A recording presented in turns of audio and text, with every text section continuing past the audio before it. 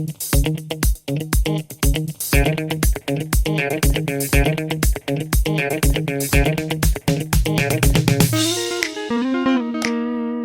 guys, welcome to the pond of wisdom and knowledge.